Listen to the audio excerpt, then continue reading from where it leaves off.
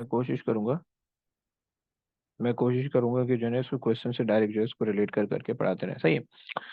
एक बार जरा रीड करो प्लीज, थोड़ा आवाज से पढ़ना ताकि मुझे भी आवाज आए। And what is meant by work done?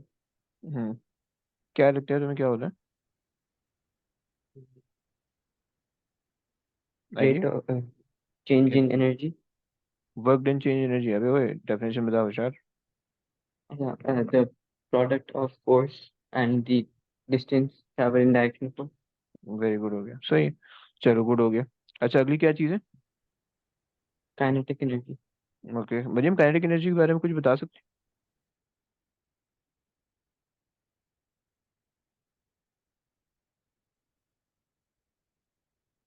Yes. Sir, energy possessed in a moving body. Heavy. बेहतरीन हो गया, सही। चलो मैं जरा जो है ये क्वेश्चन जो है यहाँ पे थोड़ा कॉपी पेस्ट करूँ। अच्छा जी, चलो जरा आगे रीड करो, ये बात जरा रीड करो please. A leisure park-like carriage that moves along the rail track. Part of the track lies in a vertical plane and follows an arc xy of a circle of radius 13 meters as shown. The mass of the carriage is 580 kilograms.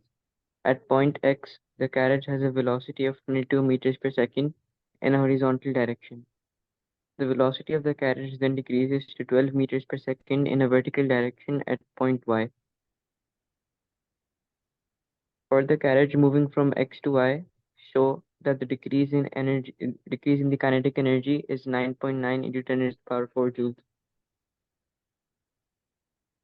अच्छा जी, चलो। Calculate in potential hmm. gradient. सही हो गया। आपने पढ़ लिया। तो अच्छा जी, तुम्हें ये सारी कहानी दे दी है, सही है। तुमसे बोल रहे हैं कि show that the decrease in kinetic energy is this much joule, सही है। सो इसका मतलब जो है हम थोड़ी सी जगह छोड़ देते हैं। सही, चलो। अच्छा, अब वो बोल रहे हैं कि तुमसे डिक्रीज इन काइनेटिक एनर्जी मांग रहा है, राइट? इसका मतलब है कि तुमने चेंज इन काइनेटिक एनर्जी देना है, ऐसा ही। जी अच्छा, और चेंज इन काइनेटिक एनर्जी का फॉर्मूला हमने पढ़ा था,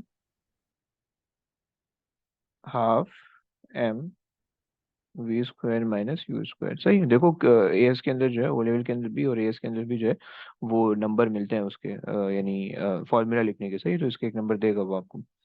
अच्छा जनाब, मास उसने दिया हुआ। अच्छा, मुझे बताना मैं सही वैल्यू रख रहा हूँ या नहीं रख रहा हूँ। 580 का मास उसने दिया हुआ है, सही है। और जो कैरेज है वो कहाँ से एक्स से वाई तक जा रहा है, राइट? जी सही है। और ओके, सो उसकी फाइनल वेलोसिटी है 12 माइनस उसकी इनिशियल वेलोसिटी है 22 का स्क्वायर, सही है। सो मुझे बताओगे कैलकुलेट करके आया कोई, कैलकुलेशन की कोई सेटिंग है?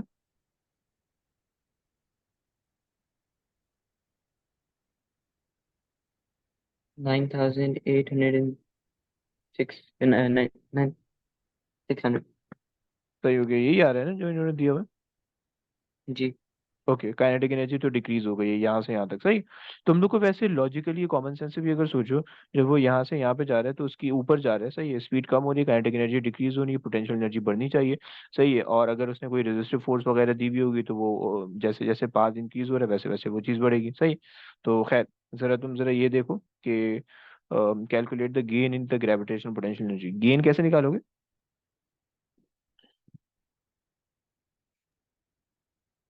H2 minus H1, right? M तो तुम्हारे जी पास है 580, और जी तुम्हारे पास है 9.81, सही है। अब एच मुझे बता दो तुम लोग क्या लोगे, जरा डायग्राम देखो। बे चल जा, जरा डायग्राम देखो, तुम लोगों को क्या लग रहा है कि क्या होना चाहिए? आर्क लेंथ लेंगे है ये वाली चीज? जी जी अच्छा, और आर्क लेंथ के लिए तुम क्या इस्तेमाल करोगे, फॉर्मूला क्या होगा? theta upon 360 multiplied by 2 pi r. अरे भाई, अबे तो मैथ्स है, इतनी हैवी मैथ्स कहाँ लगा रहा है बे? ठीक है वो लेवल पढ़ा है ना? जी अरे मेरी जान नहीं है सिलेबस में ये। हाँ भाई देखो इसमें जो है ना, हमने पोटेंशियल एनर्जी का देखा था कि पोटेंशियल एनर्जी, देखो ये ऑब्जेक्ट बेसिकली इस पॉइंट से उठ के सिर्फ यहाँ जा रहा है, ऐसा ही समझ लो ना, क्योंकि पॉइंट वाई जो है वो ग्राउंड से 13 मीटर के फासले पे, 13 मीटर अबव है, ऐसा ही सही है। आप पोटेंशियल एनर्जी का बात पूछ रहे थे। नहीं अबे, मैं पोटेंशियल एनर्जी पूछ रहा हूँ कि H1 और H2 कैसे निकालेंगे, बात तो ऑब्वियस सी बात है, उसका मुझे क्या काम होगा। तुम भी कमाल करते हो होशियार। सही है, हाँ, तो 13 और -0, क्योंकि हम ग्राउंड लेवल से ले रहे हैं, सही है। तो जरा इसकी निकाल दो कि चेंज इन कितनी आ रही है।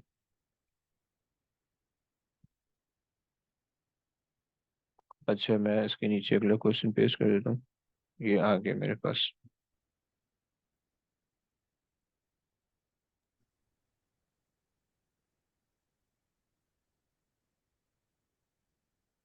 74,000 joules. 24,000 joules. 74,000। 74, okay sorry. So आपने बोला 74,000, यानी 7.4 एक्सपोनेंट 4, ऐसे ही ना। जी। अच्छा, अब अगर तुम देखो कि तुमने काइनेटिक एनर्जी तो इतनी दी, 9.9 एक्सपोनेंट 4 की काइनेटिक एनर्जी दी, स्टार्टिंग पॉइंट से लेकर एंडिंग पॉइंट तक जो काइनेटिक एनर्जी का चेंज आया वो इतना चेंज आया, सही है। तो इसका मतलब है इतना ही चेंज पोटेंशियल एनर्जी में भी आना चाहिए था, काइनेटिक एनर्जी में डिक्रीज हुआ, पोटेंशियल एनर्जी में इंक्रीज होना चाहिए था, लेकिन ऐसा नहीं हुआ। तो इसका मतलब है कि जो रिमेनिंग होगी वो कहाँ गई होगी, जल्दी बताओ। वो तुम लोग कह रहे हो कि हीट में चली गई होगी, ऐसा ही। जी। ओके। अच्छा जनाब, चलो, अब वो तुमसे क्या पूछ रहा है आगे, show that the length of the track from X to Y is 20। हम्म। अब ये पूछ रहा है आपसे कि आप ये लगा दें, ये वाली चीज पूछ रहा है कि लेंथ ऑफ द ट्रैक कितना आएगा, सही। तो अब बताओ क्या होगा। अब तुमने क्या बोला था, theta upon 360 multiply by 2 pi. θ/360 multiply by 2πr। तो उसने रेडियस आपको दिया हुआ है। अच्छा जी, से निकाल लो फिर कितना आ रहा है।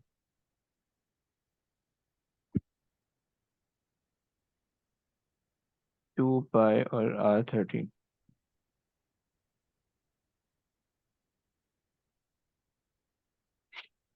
20.4। 20.4, सही है। चलो, ये इसका मतलब है कि अप्रोक्सीमेटली 20 हो जाएगा, सही। तो θ/360 मल्टीप्लाई बाय 2πr आपने किया, और आपका वहां से आ गया 20.4, सही है। अच्छा, और अगर किसी बच्चे को ये चीज ना आती हो फिर वो क्या करे। अगर आप वैसे सोचो तो ये सर्किल का मेरे ख्याल से क्वार्टर बन रहा है ना। जी। सही है। तो इसका मतलब है कि अगर मैं पूरे सर्किल का जो सर्कमफेरेंस होता है वो मेरे पास होता है 2πr, सही है। और अगर मैं उसको 4 पार्ट्स में डिवाइड कर दूंगा, तो इसका मतलब है कि मेरे पास एक पार्ट यानी एक क्वार्टर आ गया, क्योंकि पूरा सर्किल मेरे पास ये है, सही है। और इसके अंदर जो मेरा ये वाला क्वार्टर है, मिट जा, जो मेरा ये वाला क्वार्टर है ये मेरे पास आ गया वो डिवाइड बाय 4 करने से, सही। सो 2πr मेरे पास आ गया 13। सही है, मीटर के अंदर दिया हुआ है तो हमें कोई टेंशन नहीं, और डिवाइड बाय 4 हमने कर दिया, राइट, समझ लो ना भाई। जी। सही। और यहाँ पे जो आपने थीटा रखा होगा वो थीटा क्या रखा होगा, 90 रखा होगा, ऐसे ही। तो जी। 1/4 वैसे ही बन गया था, है ना।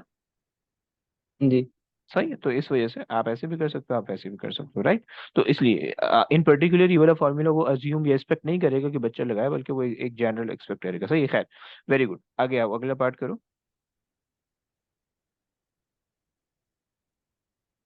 एवरेज रेजिस्टिव फोर्स, तुम्हें पता है कि तुम्हारे पास जितनी भी डिक्रीज इन काइनेटिक एनर्जी होनी चाहिए थी वो सारी की सारी कहाँ जानी चाहिए थी, पोटेंशियल एनर्जी को गेन होने में। लेकिन उतनी नहीं गई, कुछ डिफरेंस आ रहा है, तो इसका मतलब है जो डिफरेंस होगा वो कहाँ चले जाएगा, work done against the resistive force, ऐसे ही जाएगा ना बच्चों। जी। तो इसका मतलब है कि अगर मैं काइनेटिक एनर्जी को माइनस कर दूं, सॉरी 4a, और माइनस 7.4 एक्सपोनेंट 4, तो ये मेरे पास आ जाएगा work done against the resistive force, सही है, जो कि लूज हो गया।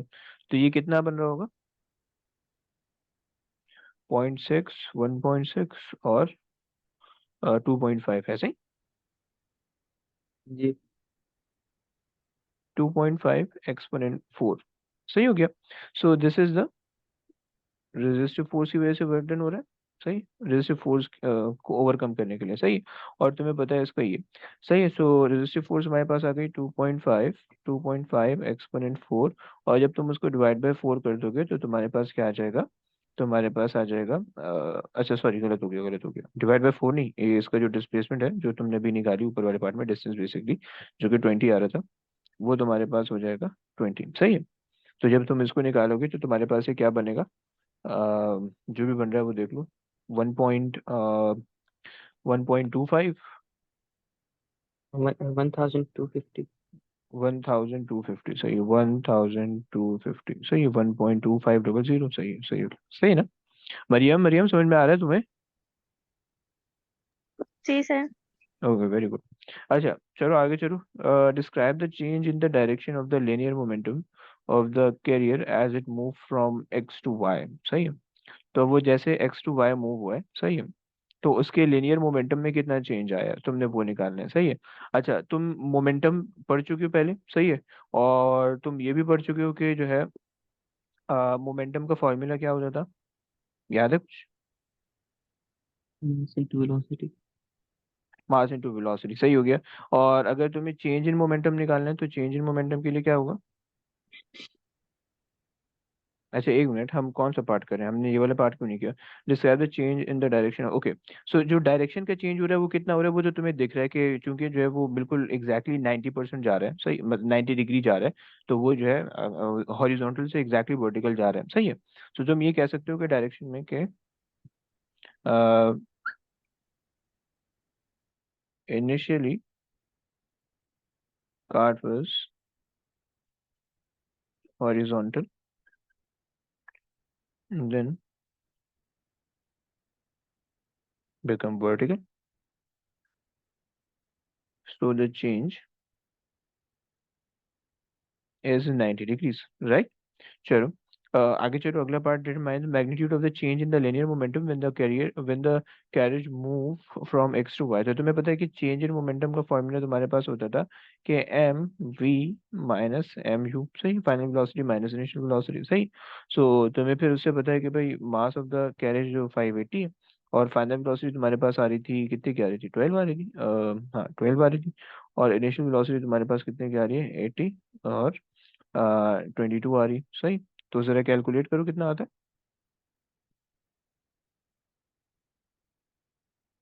अच्छा, इसमें एक मसला हो जाएगा। तुम्हें पता है क्या मसला होगा?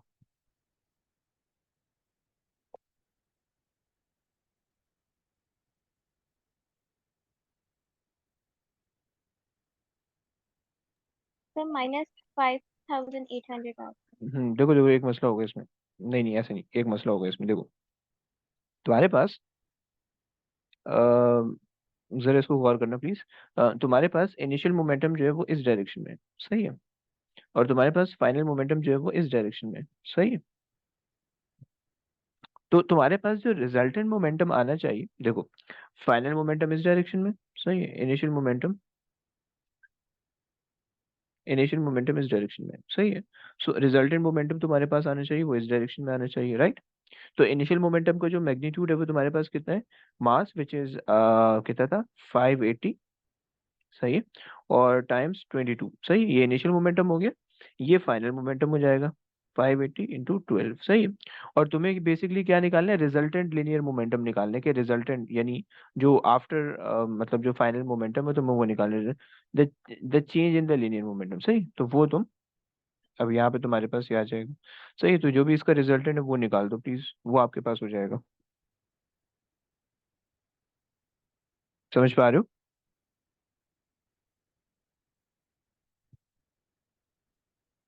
ये आपके पास चेंज इन मोमेंटम आ गया, सही। सो बेसिकली आपको यहाँ पे पाइथागोरस थ्योरम से लगा के सॉल्व करना है, सही है। सो अब आपके पास जो है चेंज इन मोमेंटम का फॉर्मूला यहाँ पे बन जाएगा, मोमेंटम जो कि हॉरिजॉन्टल डायरेक्शन में उसका स्क्वायर, प्लस मोमेंटम जो वर्टिकल डायरेक्शन में उसका स्क्वायर, सही है, और टोटल आपने कर दिया अंडर रूट, सही है।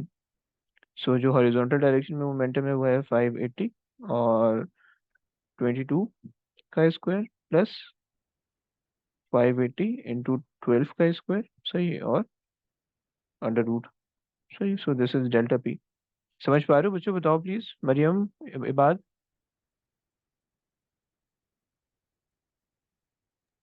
जी sir. Okay, Yes, sir. Ibad निकाल लो, आंसर निकाल लो क्या? जी मैं कर। ओके, प्लीज निकालो।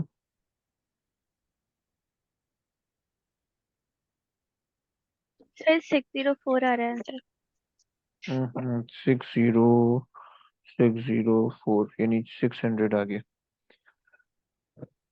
ओके, रूट भी कर लिया था इसका, स्क्वायर करके रूट किया है क्या? जी सर। अच्छा, स्क्वायर किस चीज का किया है? सिर्फ 22 को तो गलती से नहीं कर दिया, पूरे का स्क्वायर होना है, इस पूरे का स्क्वायर होगा, क्योंकि वो पूरे मोमेंटम पे स्क्वायर था ना। तो प्लीज सही कर लो। सर मैंने एक मिनट सर। पूरे का स्क्वायर से 14,535। 14,535 टू सिग्निफिकेंट फिगर में लिखेंगे तो 1.5 एक्सपोनेंट 15,000। हो गया, ऐसे ही ना? मरियम समझ में आ रहा है ना? जी सर।